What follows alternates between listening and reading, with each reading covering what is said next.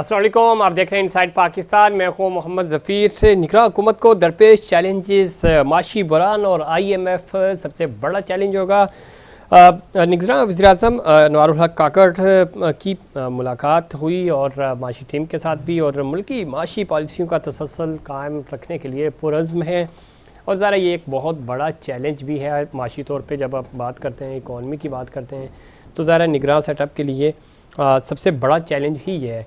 Obviously निगरान setup के पास इतने इख्तियारात नहीं होते, डे टू डे अपने अफेयर्स चलाने होते हैं, और जो इलेक्शन है वो ज़रा इलेक्शन कमीशन का काम है।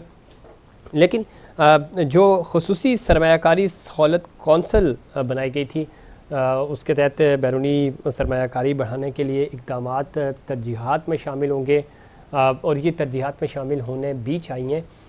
इसके अलावा जो पॉलिटिकल इश्यूज़ हैं ज़रा वो उनको बैलेंस करना होगा। दूसरी तरफ सदर आरिफ अलवी ने दस्तखत किए बग़ैर 13 बिल्स वापस वज़ीर-ए-आज़म ऑफिस भिजवा दिए, जो कि पिछली हुकूमत ने भेजे थे। अब देखना यह है कि ये जो बिल्स हैं इसके ऊपर क्या फर्दर डेवलपमेंट्स होती हैं। साबिक़ वज़ीर-ए-आज़म शहबाज शरीफ साहब ने कहा जी 16 माह तारीख़ का मुश्किल तरीन दौर था, और इस दौर के अंदर हमने मुश्किल फ़ैसले किए, अपनी सियासत कुर्बान की, रियासत बचाई। और वो ये कह रहे थे कि पिछली हुकूमत ने जो ये एक मलबा डाला हुआ था और मुल्क को डिफ़ॉल्ट की तरफ लेके जा रहे थे, उस डिफ़ॉल्ट से भी मुल्क को बचाया। चीफ जस्टिस कह रहे हैं इलेक्शन कमीशन हल्का बंदियाँ शफाफ तरीक़ाकार से करे और इलेक्शन भी करवाए। और निगरान सेटअप जो है उसकी ज़ाहिर है वो ज़िम्मेदारियाँ ज़रूर हैं, लेकिन इलेक्शन कमीशन अपनी ज़िम्मेदारी पूरी करेगा तो ही ये मामला तय पाएंगे। इलेक्शन कमीशन कह रहा है जी कि निगरान हुकूमतें जो है वो साफ़ शफाफ इंतखाबात के लिए मामनत को यकीनी बनाएं। तो ज़ाहिर है अब आहिस्ता आहिस्ता मामला जो हैं वो बढ़ते जा रहे हैं। नई कैबिनेट के ऊपर भी बहुत सारे नाम जो है वो डिस्कस किए जा रहे हैं। देखना यह है कि कैबिनेट कैसी होगी।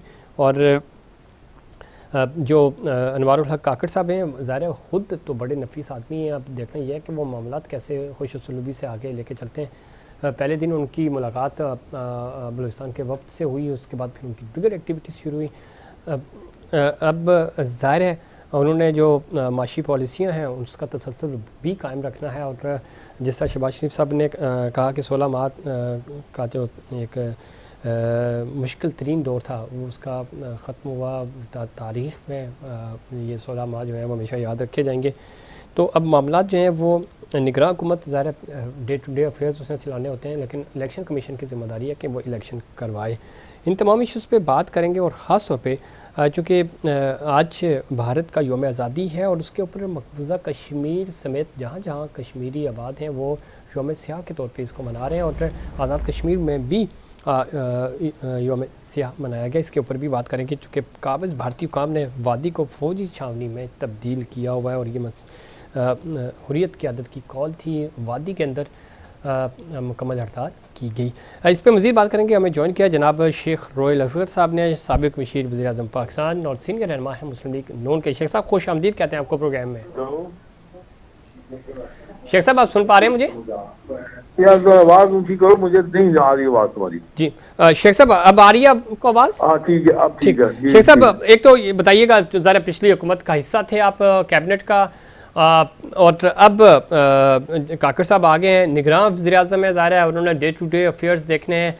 माशी तौर पे वो ये कह रहे हैं कि मुल्की माशी पॉलिसियों का जो तसलसल है कायम किया गया है उसको कायम रखेंगे, और इस चीज़ का अज़्म किया है, उनको आज ब्रीफ भी दिया गया।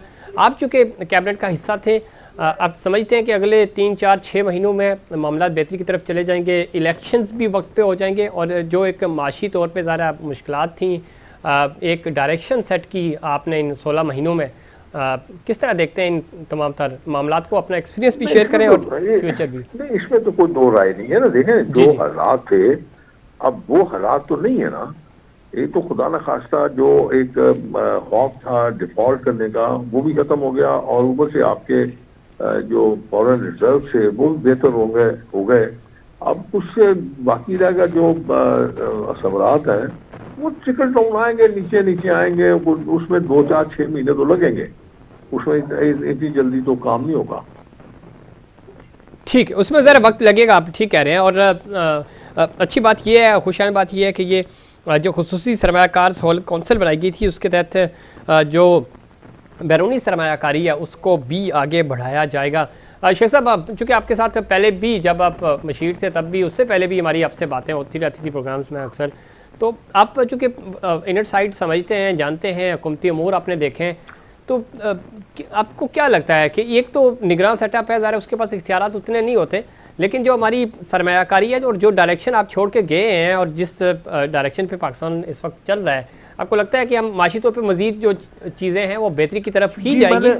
मैंने गुजारिश की ना कि मैं दो चीजें जो थी उस पर फोकस था गवर्नमेंट का। पहली बात तो ये थी कि इस मुल्क को डिफॉल्ट होने से बचाना, ठीक है, और दूसरा जो आइसोलेशन में आप चले गए हुए थे ना, कि लोग आप पे एतमाद नहीं कर रहे थे, एतमाद का फुकदान था मुमालिक का आपके ऊपर, तो उसको बहाल करना बहुत जरूरी था। आपने देखा ना, अभी थोड़ी देर पहले आपने देखा होगा कि चाइना ने अपना दोबारा से इन्वेस्टमेंट शुरू कर दी है, सऊदी अरब ने अपनी इन्वेस्टमेंट शुरू कर दी है, एमरेट्स ने उसमें आपके साथ हेल्प आउट किया है, इसलिए टर्की भी आपके साथ है, रशिया भी आपके साथ बेहतरी की सूरत पैदा हो गई है। ऑयल आपने रशिया से खरीदा है, बिजली आपने ईरान से ले ली है। तो मतलब ये चीजें आहिस्ता आहिस्ता आहिस्ता आहिस्ता बेहतरी की तरफ जाएगी, लेकिन फिर की मैंने आपको किया ना, कुछ थोड़ा टाइम लगेगा। बिल्कुल।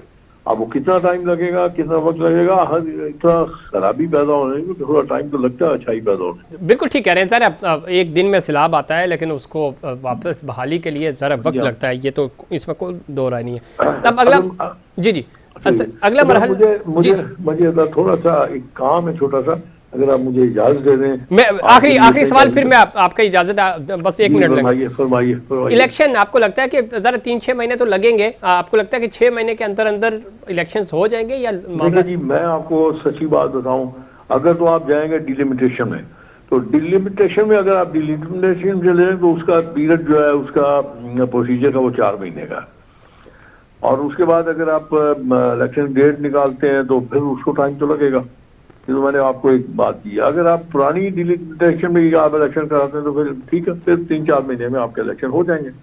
ठीक है, 3-4-6 महीने में हो सकते हैं, लेकिन डिपेंड करता है कि डिलिमिटेशन। बहुत शुक्रिया जनाब शेख रोल असगर साहब, आपने प्रोग्राम में वक्त दिया। शेख साहब बता रहे थे कि ज़रा मुश्किल वक्त गुजारा, अब चीज़ें बेहतरी की तरफ आ चुकी हैं, बहुत बेहतर। आज से 16 महीने पहले जब मुल्क था डिफ़ॉल्ट की बातें हो रही थी, और आज बैरूनी सरमायाकारी आ रही है और उसकी बड़ी अच्छी काविशें भी की जा रही हैं, और निगरान हुकूमत ने ज़रा लुक आफ्टर करना इस सारे मामले को, रियासत पाकिस्तान इसके पीछे स्टैंड कर रही है। देखना यह है कि ये कैसे बेहतरी की तरफ जाएगा। रोयल असगर साहब थोड़ा जल्दी में थे, अदरवाइज़ हम उनसे कश्मीर के हवाले से भी ख़ास तौर पर पूछते, और जो इलेक्शंस साफ शफाफ हो पाएंगे, क्या पॉसिबिलिटीज़ हैं, इसके ऊपर बात करेंगे।